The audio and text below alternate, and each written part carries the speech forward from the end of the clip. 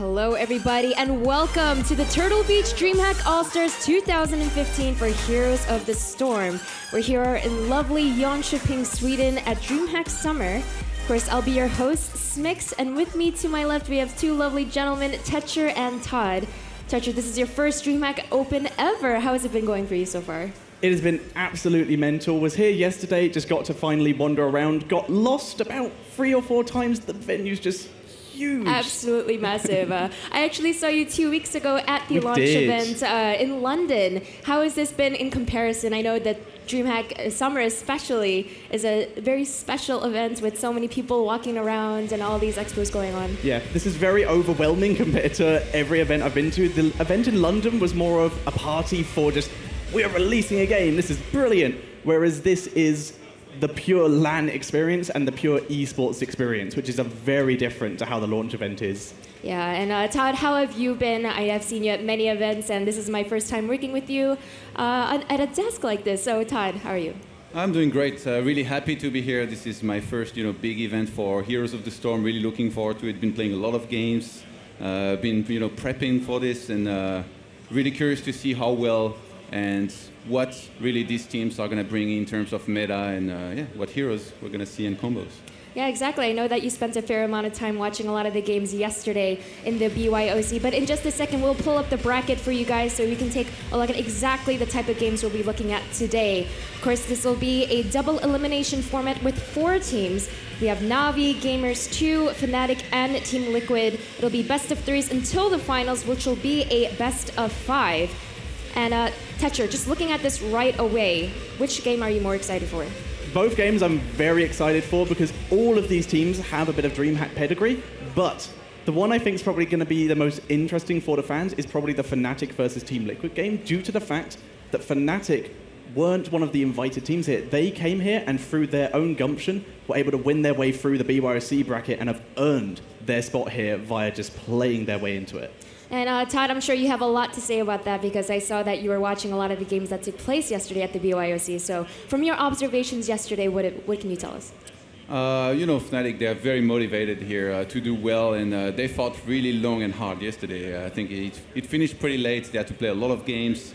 And in the end, it wasn't, the most of impressive wins that they got to come out. They dropped some maps here and there to alternate in both of their matches against them, but they were solid enough too, and I know they're going to come into this, thinking, what do we have to lose? We're playing against the favorite, Team Liquid, so it's going to be cool to see that happen. And speaking of these teams, of course, if we can pull up the schedule for you guys so you know just what we're getting into for the day. We'll be starting with the winners bracket matches first.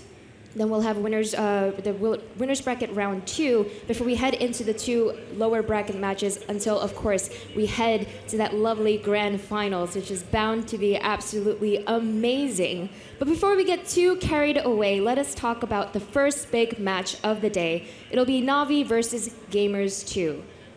Let's head into the first team that we're going to talk about. It'll be Navi. So, Tetcher, what can you tell us? Navi is definitely one of the newer teams in terms of their particular lineup and the organization. There used to be a team called Team Tomorrow Big, and for example, Breeze was one of the players on that team, and they've changed their lineup a bit since last DreamHack, and they're probably the newest team to get onto their particular org that they're working for at the moment. Yeah, now speaking of not just new, they look extremely young as well. They so not really only are. are they a new team, they're a very young team, which, Todd, in terms of coming to these big esports tournaments, there's a lot of factors that are involved in terms of what makes you win a game, and experience and actually mental strength when you're playing. And these players are very, very young. Do you think that's going to be a big factor headed into this tournament? It could be. If they get nervous and all that, and Gamers too. I feel like going to this match, they're going to be a little bit more of a favorite. So if Navi, they take that too much, they let it too much affect their mindset here going to this. They could maybe underperform, but I think they've had a lot of time to think about this. They were one of the teams that was invited. They've known about it for quite some time. They've also known about their first match for some time against Gamers too. So surely, if they have the mental preparation, I think it shouldn't be too much of an issue. They have a very interesting combo of nationalities actually on that team. Yeah, they do. This team actually has a lot of Swedish representation, which I'm sure the fans here in Jönköping will absolutely love. It's 2 Swedes, 2 Bulgarians, and a Frenchie. And there is potentially JPL from Team Mad Corps, the team that came second at DreamHack Tours and the newest member to Team Navi. So Tetra, you just brought up DreamHack Open Tours. They are, of course, the reigning champions from that tournament. But as you just said, they just incorporated this new player. So do you think that there's going to be an interesting dynamic there in terms of, getting adapted to that sort of team synergy, or what are your thoughts? Very possibly. There's always that issue of when you're bringing in a new player, there's always the issue of having to get used to him. They might bring a slightly different style to what you're used to. Navi have been playing for a couple of weeks now with JPL, and they've been doing really well, and their practice games I saw of them yesterday were really solid, and they seem to have really good synergy as just friends together. Well, of course, Navi will be going up against our second team that is ready for us. It'll be Gamers 2. Now, this team actually came second at DreamHack Open Bucharest. And cheeky little smile from there.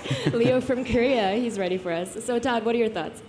Gamers 2, they're a team that has been together for quite some time. They haven't really had too many lineup changes. I think they've changed one player in the course of the last many months. And here's Nicker. He has the sunglasses on. Tetra, you should hand him your Heroes of the Storm sunglasses. I will. I'm sure he would love that. He's the ranged assassin of the team, can you tell?